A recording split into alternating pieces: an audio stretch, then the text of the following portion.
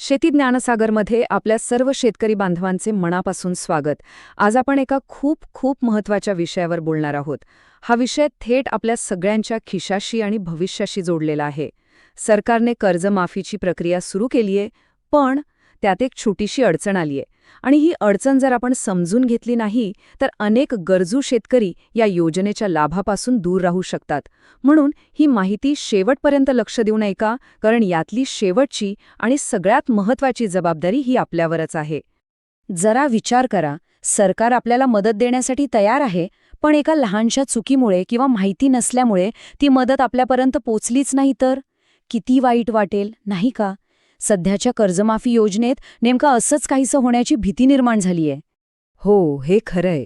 2026च्या कर्जमाफी योजनेत एक अशी तांत्रिक अडचण आहे जी हजारो शेतकऱ्यांना या मोठ्या मदतीपासून वंचित ठेवू शकते.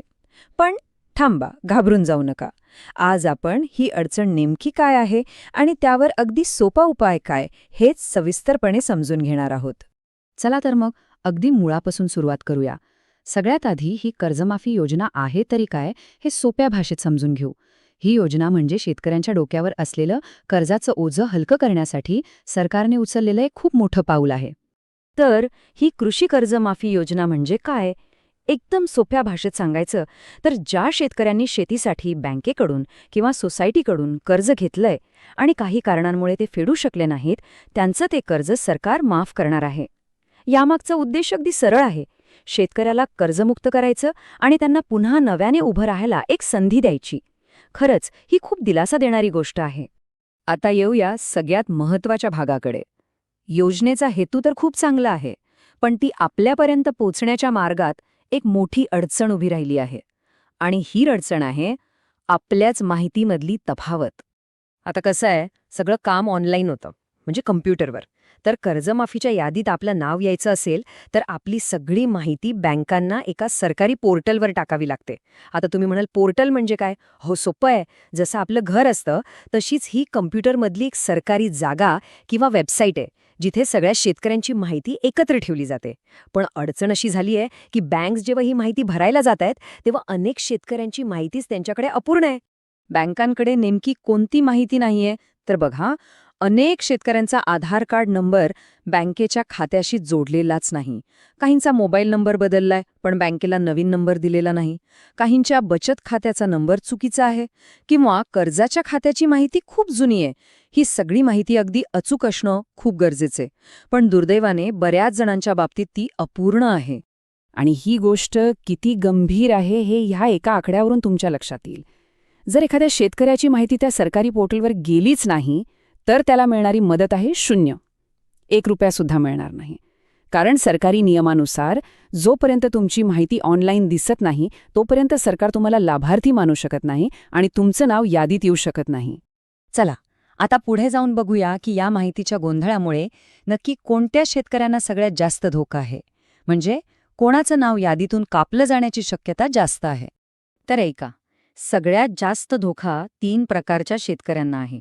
पहिले, ते ज्याने खूप वर्षांपासून बँकेत जाऊन आपली माहिती म्हणजे आपला पत्ता किंवा मोबाईल नंबर बदललेला नाहीये. दुसरे, जे शेतकरी आपलं गाव सोडून दुसऱ्या ठिकाणी राहायला गेले आहेत, त्यामुळे बँकेचा त्यांच्याशी संपर्कच होऊ शकत नाही.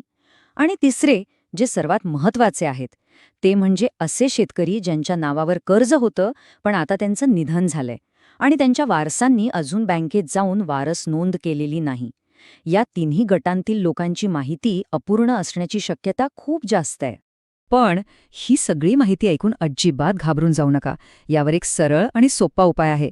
सरकारनेच हा उपाय सांगितलाय, पण त्यासाठी आपल्याला थोडीशी धावपळ करावी लागेल. फक्त 4 सोप्या पायऱ्या आहेत ज्या आपल्याला या समस्येतून बाहेर काढतील. या 4 पायऱ्या नीट लक्षात ठेवा. पहिली पायरी, सरकारने लावलेल्या यादीत आपलं नाव शोधायचं. दुसरी पायरी, नाव सापडलं किंवा नाही सापडलं तरी थेट आपल्या बँकेत किंवा सोसायटीमध्ये जायचं. तिसरी पायरी, तिथे आपली आवश्यक कागदपत्र जसं की आधार कार्ड आणि मोबाईल नंबर जमा करायची. आणि चौथी, सगळ्यात महत्त्वाची पायरी, आपण दिलेली माहिती त्यांनी कॉम्प्युटरमध्ये भरली आहे की नाही याची खात्री करून घ्यायची. त्यांना विचारायचं, साहेब, काम पूर्ण झालं का? हे विचारणं खूप गरजेचं आहे. आता प्रश्न पडतो की या कर्जमाफीच्या याद्या बघायच्या कुठे? तर सरकारने आपल्या सोयीसाठी या याद्या अनेक ठिकाणी लावल्या आहेत. आपल्या जवळची जिल्हा बँक, आपलं ग्रामपंचायत कार्यालय, पंचायत समिती, तहसील कार्यालय किंवा मग आपली सहकारी सोसायटी, या सगळ्या ठिकाणी जाऊन आपण या याद्या शांतपणे पाहू शकतो. तिथे आपलं किंवा आपल्या कुटुंबातल्या व्यक्तीचं नाव आहे का हे तपासता येईल. बँकेत जाताना कोणती कागदपत्र सोबत न्यायची हेही समजून घ्या. जर कर्ज तुमच्या स्वतःच्या नावावर असेल तर आपलं आधार कार्ड, चालू असलेला मोबाईल नंबर आणि बचत व कर्ज खात्याची माहिती घेऊन जा. पण जर कर्ज कुटुंबातील मय्यत व्यक्तीच्या नावावर असेल तर त्यांच्या कागदपत्रांसोबत वारसांना स्वतःची कागदपत्रही न्यावी लागतील. यात सगळ्यात महत्त्वाचा कागद आहे वारस प्रमाणपत्र. हा एक सरकारी कागद आहे जो हे सिद्ध करतो की तुम्हीच त्या मय्यत व्यक्तीचे कायदेशीर वारसदार आहात. हे प्रमाणपत्र आणि स्वतःच्या ओळखीचा पुरावा घेऊनच बँकेत जावं लागेल. त्याशिवाय कर्जमाफीचा लाभ मिळणं जवळपास अशक्य आहे. तर ह्या सगळ्या माहितीमधून एक गोष्ट आपल्या लक्षात आली असेल, सरकारने आपली प्रक्रिया सुरू केली आहे, बँकांना आदेश दिले आहेत. आता ही योजना यशस्वी करण्याची आणि तिचा फायदा घेण्याची जबाबदारी कोणावर आहे हे समजून घेणं महत्त्वाचं आहे. यातून एकच गोष्ट स्पष्ट होते, सरकारने आपलं काम सुरू केलंय, बँकांना माहिती गोळा करायला सांगितलीये, याद्याही लावल्या आहेत. पण जर आपली माहिती चुकीची किंवा अपुरी असेल तर ती पूर्ण करण्याची शेवटची जबाबदारी ही आपली म्हणजे शेतकऱ्याचीच आहे. जर आपण वेळेत बँकेत जाऊन माहिती दिली नाही तर ऐनवेळी आपलं नाव यादीतून वगळलं जाऊ शकतं. त्यामुळे जागरूक रहा आणि आपल्या हक्कासाठी बँकेत किंवा सोसायटीत जाऊन खात्री करा. हेच यावरचं सगळ्यात महत्त्वाचं पाऊल आहे. आजची ही माहिती आपल्याला नक्कीच उपयोगी पडली असेल. ही माहिती फक्त स्वतःपुरती मर्यादित न ठेवता आपल्या ओळखीच्या सगळ्या शेतकरी बांधवांपर्यंत पोहोचवा. व्हिडिओ आवडला असेल तर लाईक करा, शेअर करा आणि आपल्या शेती ज्ञान सागर चॅनलला सबस्क्राईब करायला विसरू नका. धन्यवाद.